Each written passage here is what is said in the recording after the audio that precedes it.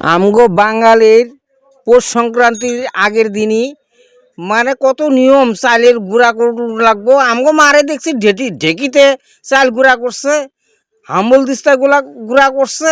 এখনকার বড় তো তাও করবার চায় না, পাটায় কোনো রকমে করবো। কয় দেখো তো বাজারে পাও কিনা। আয় দেখি যে সামে গুঁড়া করতেছে, দেখি কত করে দাম চায়। ও বদি, আরে চালের গুঁড়া কত করে? এই যে চালের গুঁড়া কত করে?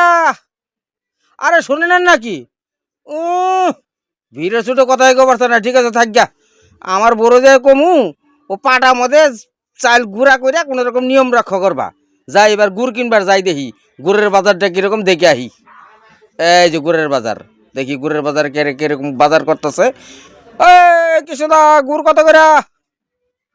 এই কৃষ্ণদা গুড় কত করে?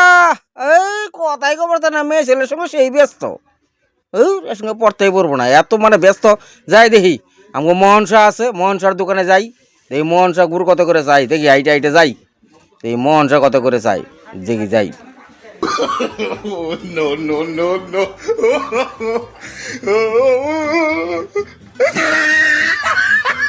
এ মোহনদা, মোহনদা গুড় কত? মোহনদা গুড় কত? ওর পাত্তাই দেয় না, ধর লাগবো না এরকম পিঠা খাওয়া। চাইলের গুড়ারও দাম চায় না, গুড়ালারও দাম চায় না, আমার পাত্তাই দেয় না, লাগবে না এইসব গুড় টুর। ধর